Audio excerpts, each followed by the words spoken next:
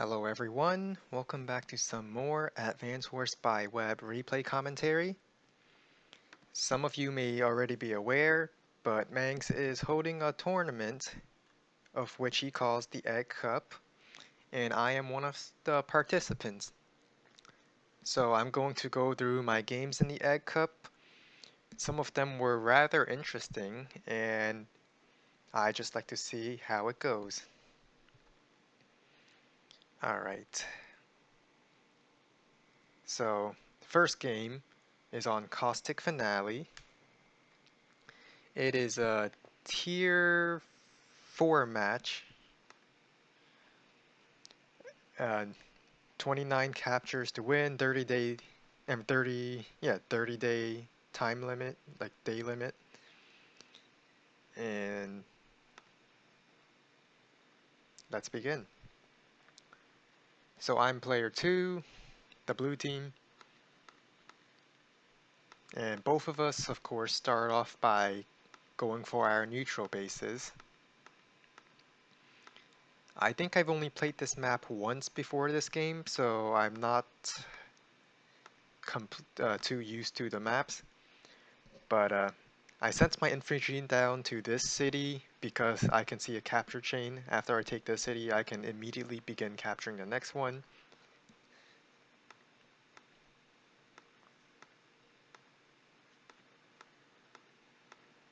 And of course, I'm going after the turn 1 captures because I need that income. I would like that income as soon as possible.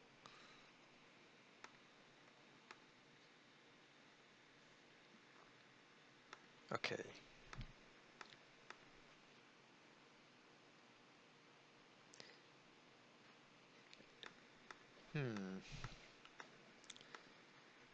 So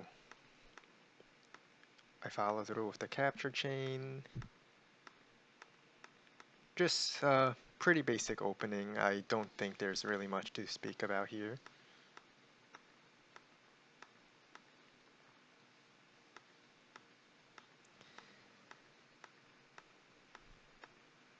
Alright, so I guess the next thing I can talk about is why I chose the city over the port.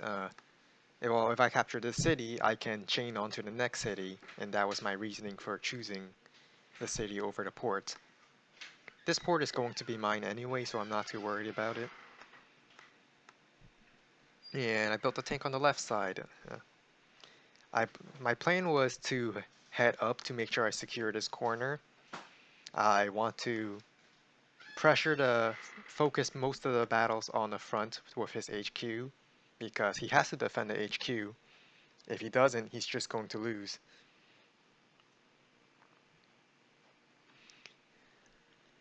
So that was my reasoning for building a tank there.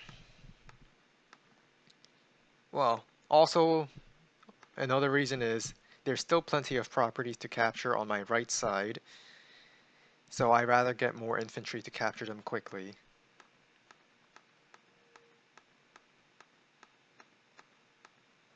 And he goes for an artillery. If I remember correctly, this artillery will be very useful.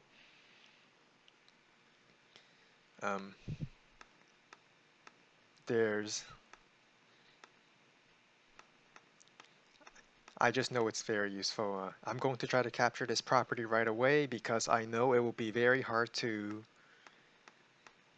remove that property once it's captured.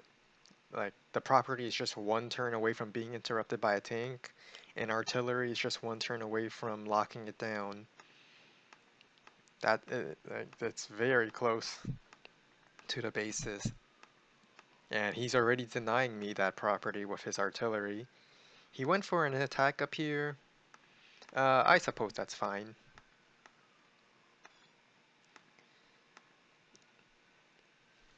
So I can't fight his artillery over here, so I decide to shift my tanks up and apply pressure towards the HQ, as I said I would before. And yeah, I'd rather kill off infantry than to capture this property. I mean, unit count is important, and I want to stay ahead in the curve. Same reason why I'm pulling this infantry back. these 3 infantry are ready to just kill my infantry in one turn. There's no point in capturing it. I'm just going to lose it again.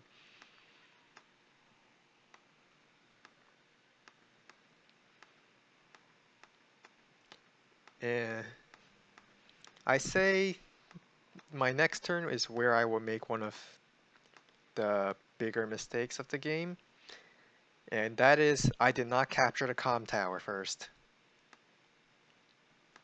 If I captured the comm tower, I would do way more damage, and it is only now I captured a comm tower. If had I captured it earlier, this infantry might not have survived. This infantry, well, this infantry might not have survived. It is the thing about I'm not sure if it's a mixed base map exclusive, but 1 HP infantry are extremely annoying to deal with.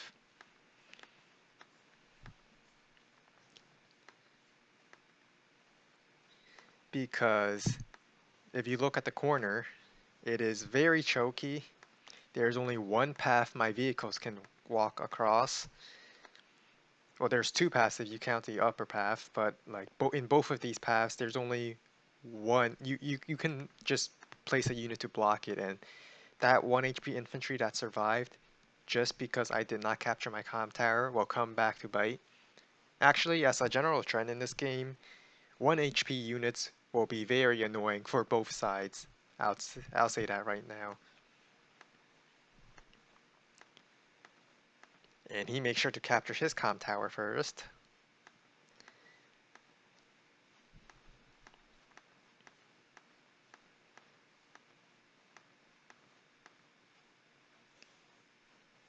So, he sent his tank left.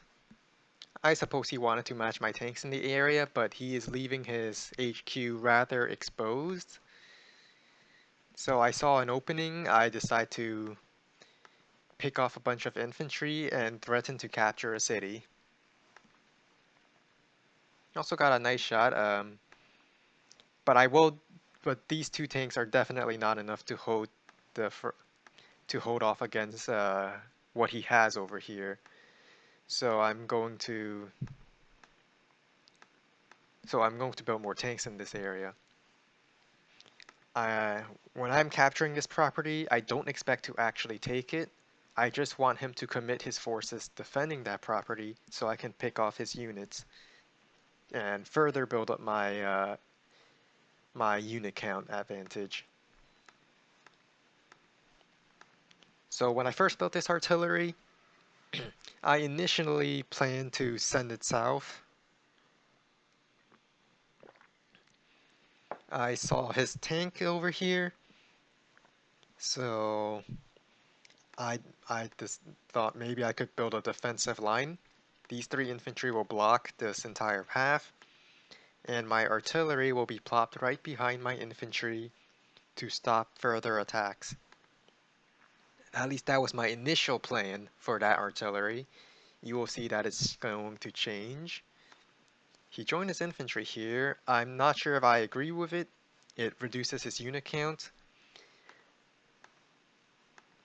but that's about all I have to say for it.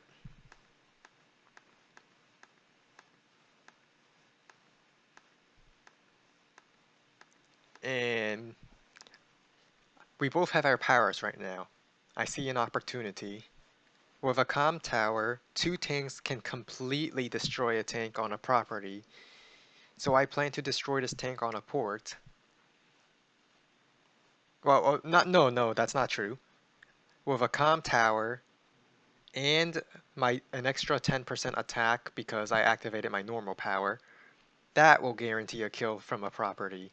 You need 20% to guarantee 2 mirrors to kill something on a property. So of course I activate my power since I have it. I get rid of that infantry, and 2 tanks guarantee the kill. And I just block the bridge, so I don't get first strike.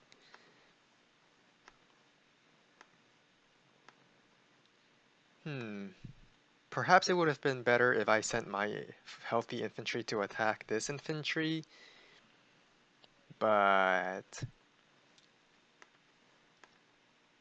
Yeah, I did. I completely did not see I could have done that. I could have sent this. Wait, let me see that again.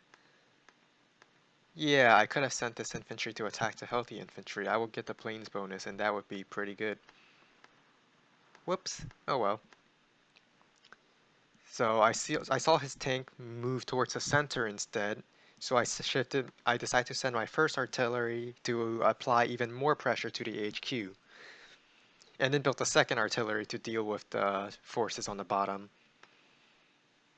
And if you have to, I notice I'm outnumbered, so it's best to pull back, let my opponent extend, then fight when I have the upper hands. If I'm closer to my base, I typically will be stronger there. And this artillery is going to get a shot regardless. That's what I was thinking. If he activates his power, the artillery will gain 1 extra range, so I might as well go all in for an attack to, like, the artillery is going to shoot, so I might as well destroy what I do as much damage as I can. And so I went to destroy his tanks. And to my surprise, he did not use his power. I found that rather strange, but I don't know what he's planning. He could be planning something else entirely, so only one way to find out is to continue playing. His artillery gets a shot and he destroyed a tank. Um, was it worth it to pop the power? Now that I think about it, you would have been able to, you know, I don't know what he was thinking at the time, and I probably never will, but I'm pretty sure there was a plan. Maybe it's just that the power would not have given him too much. After all, he's not getting any planes bonus over here. He's going to destroy a tank around here anyway, so maybe it wasn't that good of a power.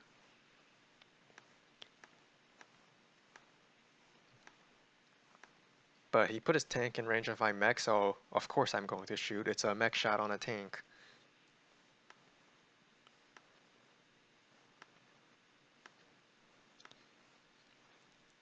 I love these infantries. They're just blocking the path. They're very annoying, and that's why it's so fun. But I knew he could wall break this infantry and probably get first strike on my tank, and I did not want that. So I believe I moved my tank in onto the bridge to attack his, if I remember correctly.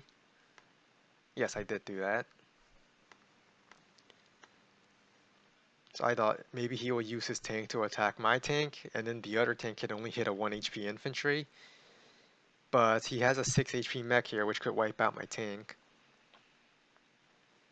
But the surprising thing is, he went to shoot the infantry on the property instead. I don't know why. I even canceled the capture so I can focus on killing off infantry.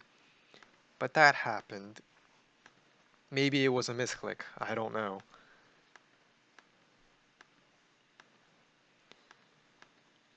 He still outnumbers me in infantry down here, but this artillery is going to make all the difference.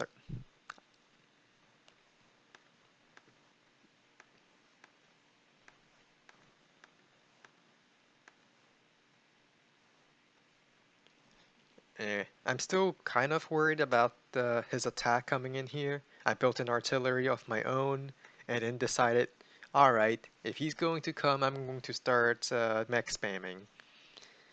Because mechs, they're not very good because of their slow movement, but if I'm the one defending and he's coming to me, then that slow movement does not really matter since they will get off a shot.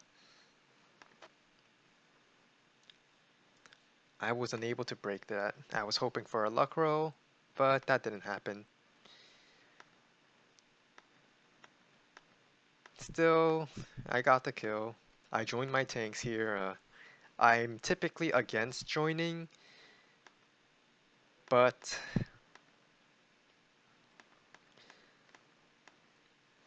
if but I if he's going to attack my tank, it's going to I'm going to lose all that HP anyway, so I might as well join so I can get some counterattack.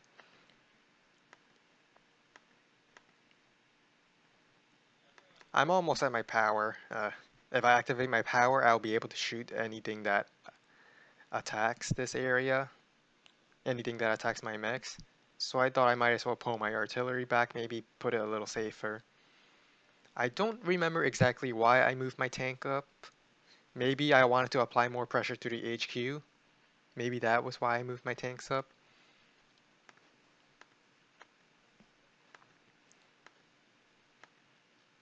I think that was the plan. I wanted to threaten the HQ some more.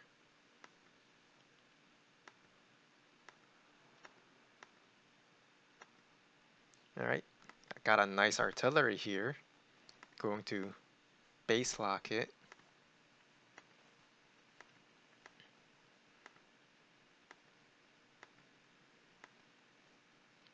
This was also somewhat surprising, but not really. I knew he was going to go after a property, I just thought he would go after the other one. But I suppose because of the river, his artillery is a little safer on this side. And I guess with a tank over here, he might threaten my comm tower if he wanted to.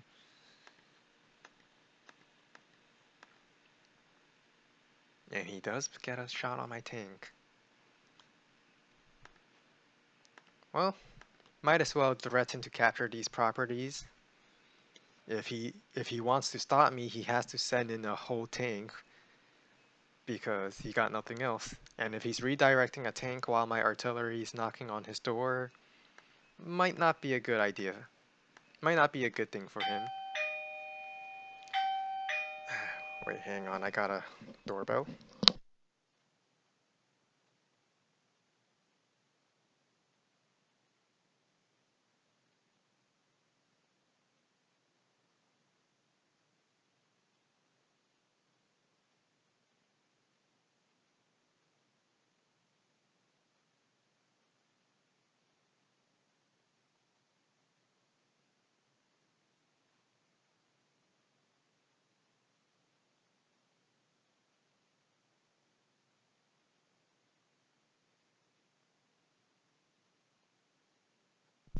Okay, I'm back. It was just someone delivering something.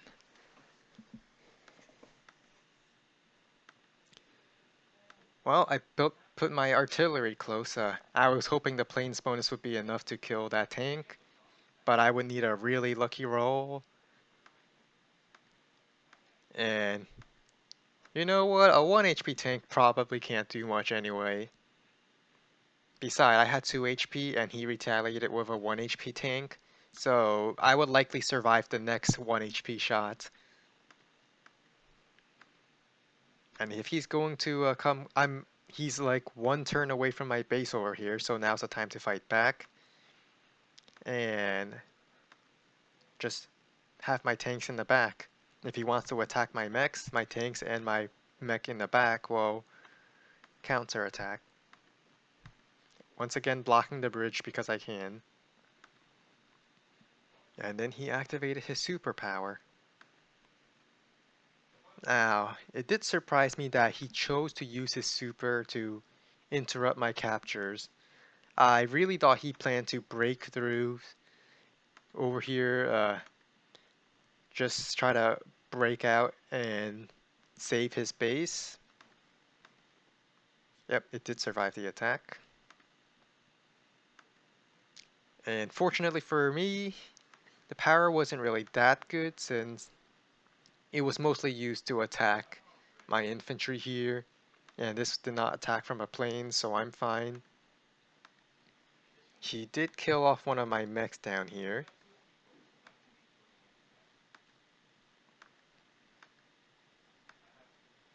But he's really overextended. If we notice, I have 3 tanks and 2 mechs against his 3 tanks and artillery. But his turn just ended, so I will get first strike on everything. And he built a medium tank up there. Not sure how I feel about it, but it was probably necessary to make sure I don't base lock him by planting a unit on the base. That would be even worse than artillery lock. I probably could have killed it with my 1 HP tank since I was on the plains.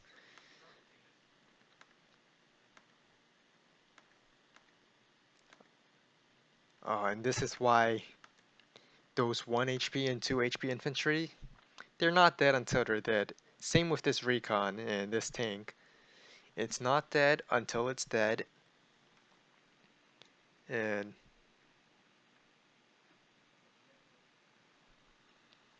yeah, just I honestly don't know why I joined it. Maybe I didn't want his 9 HP tank here to break my 5 HP tank. Maybe. I thought I would have placed it on the bridge to continue adding to blocking it. Okay, but if I did do that, let's say his 9 HP tank breaks my 5 HP tank, then this infantry breaks my 1 HP tank on the bridge because of luck damage, and then the 6 HP tank kills my 1 HP infantry here, then his medium tank escaped. Would escape. Okay, I understand why. I understand now. That was my thought process. Not sure how good it actually is. And I'm fine with base blocking myself over here, simply because I'm essentially base blocking him over here. As well, these infantry are still very useful. Uh, if you noticed, this infantry is 1 turn away from capturing. It's not dead until it's dead. And if you don't kill it, it will capture the property. Same with this infantry. 1 turn away from capturing the property. So if I can tie down his forces here, it would mean that his base is still artillery locked. And it might even be base blocked because his medium tank wouldn't be able to escape. At least that's what I'm hoping.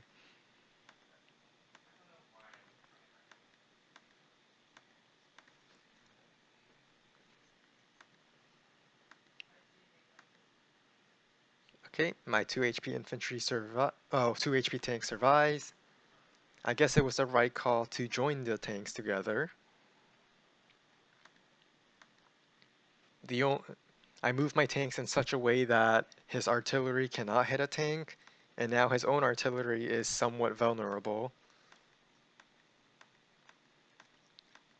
So I have 4 tanks to his 2, plus 1 artillery, so of course I'm going in. Well, first I attack down here, get a free infantry kill, and prepare to start retaking the corner. This property was supposed to be mine from the start of the game, but he denied it from me, and now with artillery supports I can retake it.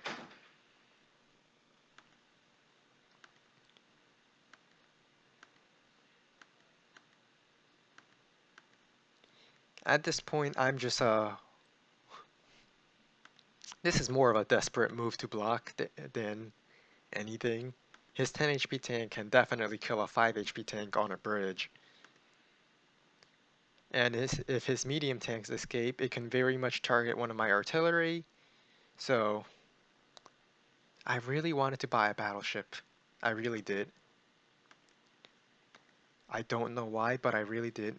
Well, I mean, I know why. I can shell his bases at his HQ. I wanted to build an offensive battleship, but because of the risk of his medium tank escaping, I decided to spend my money on a neo tank. I couldn't even afford a battleship even if I wanted to buy one. But this neo tank protects both my artillery. An 8 HP tank kills it. Okay. I don't have the damage calculator up, but it would have worked either way, I guess. And I sent my other infantry to capture just to tie down another tank.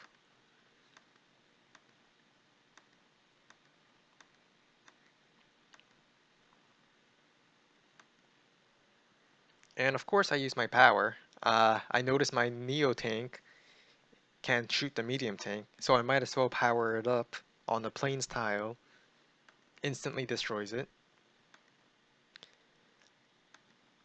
I'm not sure if I agree with this move. 1, 2, 3, 4, 5.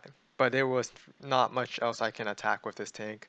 Maybe I should have attacked the one at the HQ.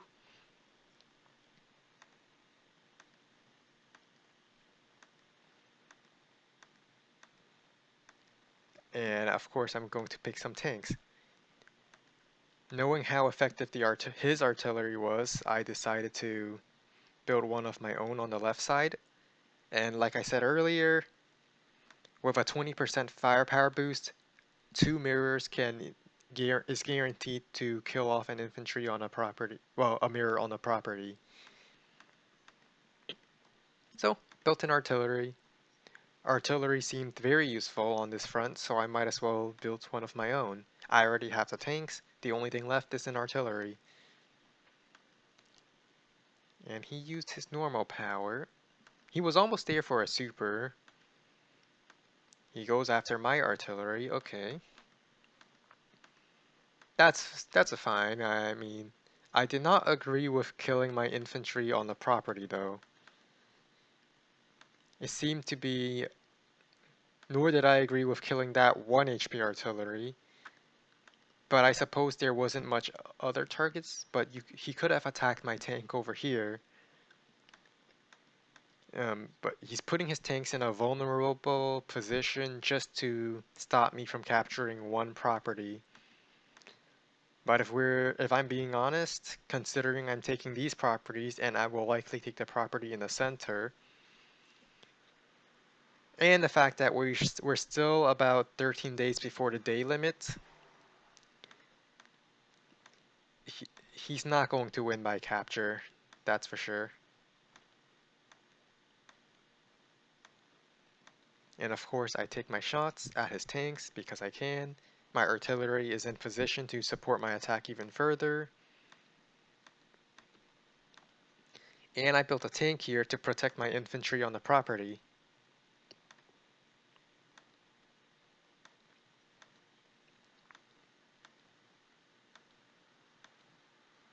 This artillery is doing work. Sure, it's just shooting at infantry, but it's not just about what it shoots at, it's about what it's doing. It is uh, carrying the push towards this corner. I'm getting these properties, and if he wants to send vehicles to stop me, well, he has to send it through one of the chokiest areas of the map, where an artillery will be safely behind a line of infantry. Not to mention, if he does send troops to the bottom corner, it means he will be sending even less towards my attack on the center. And this is where I'm like, alright, I guess I'm not building that battleship after all. I really wanted a battleship. I really did. Not because it would do much, I mean, it would lock down one of his bases, but it's just fun to have a battleship on my opponent's HQ. Like that just sounds like a fun thing.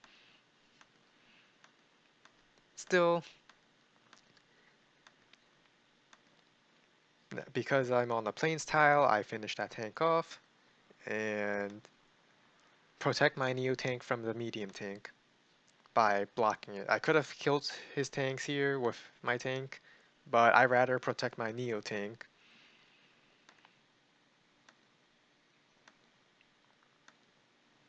And just continue taking the corner.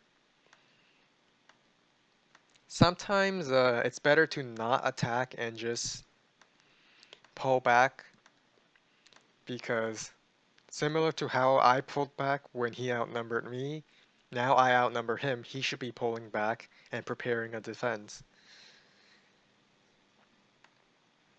Because you don't have to always keep attacking. Sometimes it's better to defend. Sometimes it's better to even abandon your properties if necessary, because you don't have the units to continue fighting. So he's taking more properties here. I would call that just throwing away infantry because there's no way he can protect those infantry. Well, he can. I mean, he still has that base up there, but he can't keep fighting everywhere, is what I'm saying. And if he's just going to lose more infantry, well, he's not going to be able to defend anything because infantry is important. You use them for your walls against to protect your artillery. You use them to block vehicles from hitting your vehicles. Infantry is just so important. And with the power, once again, I just one-shot the medium tank, and I base lock him.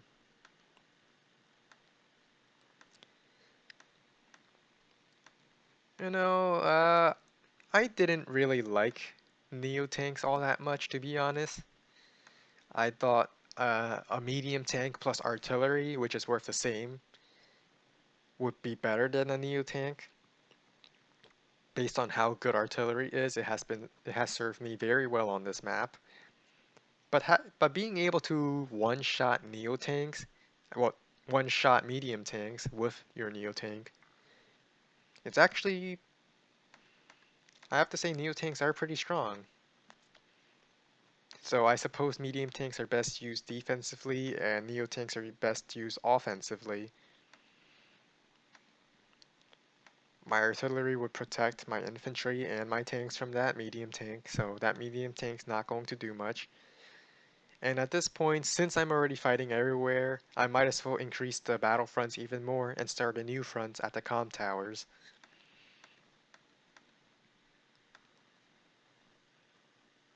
And of course, I did not spend a lot of money because I still want to build a battleship eventually.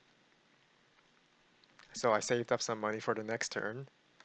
But my opponent resigned. There's nothing he can do against a base blocking on his HQ with no defenses on his second base at the HQ while I'm pushing everywhere else.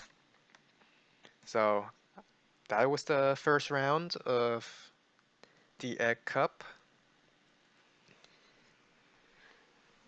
I feel like if my opponent hadn't made uh, these little mistakes throughout the match, like overextending way too much onto my base, uh, trying to stop my infantry from capturing the properties, constantly sending his infantry to death over here, like all of those little things, they're not they're not game changing on their own, but they build up over the course of the match, and that's what happened. He could have, because I was mech spamming on this side, my opponent could have abandoned the attack on the left and shifted all his tanks to the right. His tanks move way faster than my mechs, so and his artillery can easily stay behind and hold this area as a choke point. He could have tried to threaten my HQ, for example. My artillery that moved south could have been in trouble as his tanks like ride behind and flank me from above. That could have that could have stopped my push entirely and forced me to pull back to my HQ. My base that for a long time this base had only been building infantry, but you might be forcing me to build something else. It would relieve the pressure on his HQ, and my forces over here probably would not do much because they have mechs. They are very slow. Maybe I will probably send the tanks north and keep the mechs at the bottom, so I wouldn't really push at all at the bottom. But there was a lot of other plays he could have done. And on this mixed-based map, you really could do a lot. There are so many different fronts you can fight on. If one front isn't working out for you, you can always shift your forces somewhere else. But that's about all I can say for this. If you have anything else to say, I would love to hear it. So that was the first game of the Egg Cup.